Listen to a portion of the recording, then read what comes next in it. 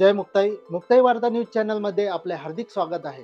केंद्रीय राज्यमंत्री संतापल्या, पंचायत समितीला कुलूप ठोकून दिला, सरकारला घरचा आहे, तर सत्ताधारी आमदाराचीही गांधीगिरी. मुक्ताईनगर पंचायत समितीमध्ये घरकुल व इतर योजनेमध्ये सावळा गोंधळ सुरू असून तसेच मोदी आवास योजनेत मिळालेला कमी स्टांक आणि कार्यकर्त्यांच्या तक्रारीवरून केंद्रीय राज्यमंत्री रक्षा खडसे यांनी मुक्ताईनगर पंचायत समितीला कुलूप ठोकले आणि गटविकास अधिकारी निशा जाधव यांना सक्तीच्या रजेवर पाठविले. रक्षा खडसेंनी केंद्रातील व राज्यातील सरकारला हा घरचा आहेर दिला असल्याचे बोलले जात आहे.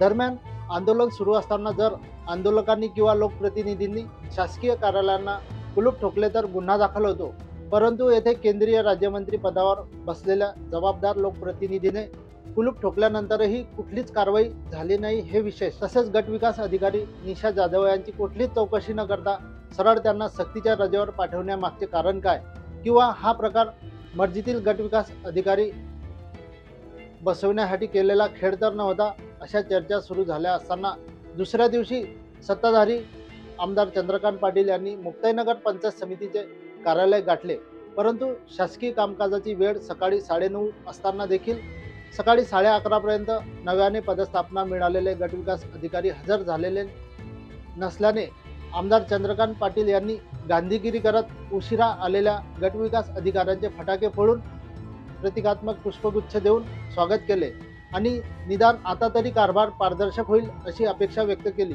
यावेळी आमदार चंद्रकांत पाटील बोलताना काय म्हणाले पहा. येथे भेट दिली काय ते कालच्या मला असं माहीत पडलं, पंचायत समितीमध्ये काहीतरी मोठ्या प्रमाणात काहीतरी हालचाली झाल्या, उलाढाली झाल्या. मान्य मंत्री रक्षाताई खडसे मॅडम आल्या, केंद्रीय मंत्री रक्षाताई आल्या होत्या आणि काही आरोप झाले होते. ते काय काय आरोप होते, कसे होते ते पाहण्यासाठी मी आलो होतो. कारण पर्यावरण डायरेक्ट कुलूप लावण्यात झालं होतं.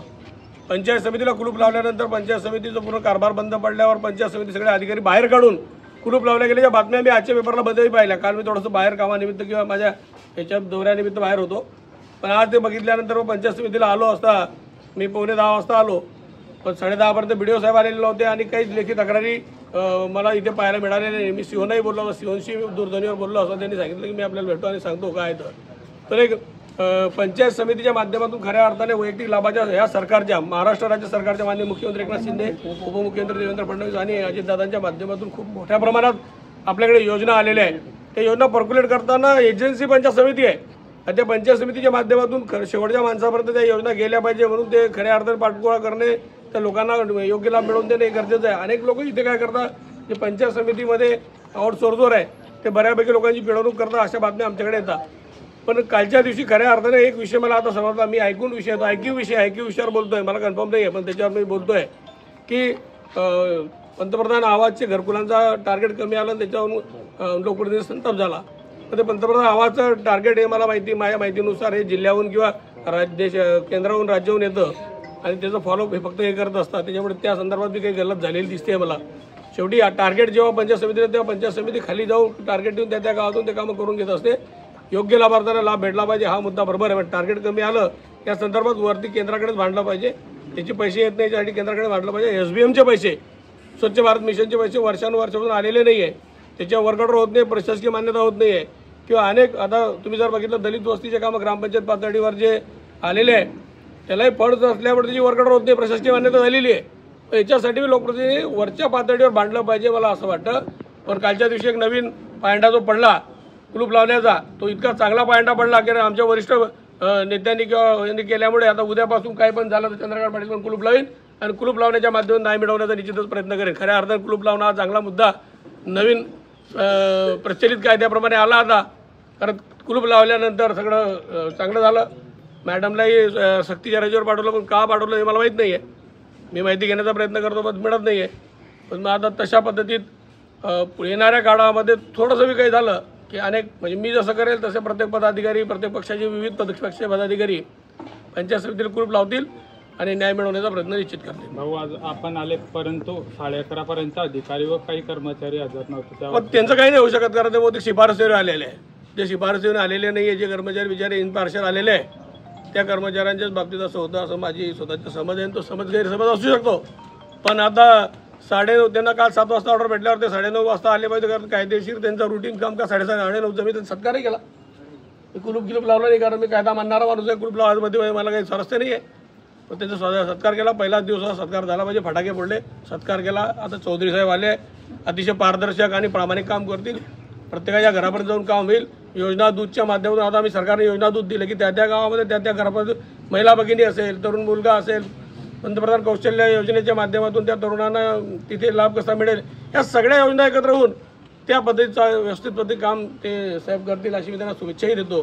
कारण आपल्या शाळांची खूप दुर्दशा आहे. शाळांच्या बी इमारती दुरुस्त झाल्या पाहिजे. सरकार प्रयत्न करतं, केंद्राच्या माध्यमातून फंड्स येईल. शिक्षकांची बी जे थोडीशी होती, आपण शिक्षक खूप मोठ्या प्रमाणात मी मधल्या भांडून शिक्षक आपल्याकडे फुलफिल केलेले आहे. उलट आता ते ॲक्सेप्ट केलेले आहे. पण अशा ठिकाणी सगळ्याच पंचायत समिती स्तरावरच्या जेवढ्या योजना आहे तेवढ्या योजनेचं काम चांगलं होईल असं मला वाटतं आहे. आणि रुरबन मिशन म्हणजे माझ्या माध्यमातून ग्रामपंचायत कोथडीमध्ये ज्या 2 बिल्डिंग उभ्या राहिल्या त्याची माहिती मी त्यांना मागितलेली आहे. ती माहिती मला आता मिळेल आणि त्या बिल्डिंग मी लगेच त्या वारकऱ्यांच्या त्यांच्या ह्याच्यात कशी जातं सेवेत कशी होईल तोही मी प्रयत्न करेन. होती पण त्यांनी मला समजून सांगताना हे सांगितलं होतं की हे वरतून NIC कडून आल्यामुळे मी BDO मॅडमला फोन केला नाही. कारण NICने जे टार्गेट दिलं ते BDO मॅडमला खाली फॉलो करावं लागतं हे मला माहिती आहे. इथे अनेक कारभार आहे. पंचायत समितीमध्ये वृक्ष लागवड संदर्भात पैसे मागितले जातात, घरकुल मोदी आवास संदर्भात भक्ते टाकायला पैसे मागितले जातात किंवा अनेक ठिकाणी मागितले जातात. याची मध्येही मी तक्रार केली होती. काही लोक सस्पेंड पण केले होते, काही लोक आरेज काढले होते. या गोष्टी काही बरोबर आहे.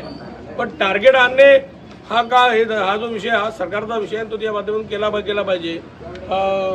आपलं ते याचं टार्गेट जे पंतप्रधान मोदी आवाजचं टार्गेटमध्ये आणखी लोकांचे पैसे बाकी अजून त्यांना हप्ते पडत नाही, त्यासाठी वरतीच भांडावं लागेल. ते भांडलं गेलं पाहिजे, सगळ्या लोक ते भांडले पाहिजे.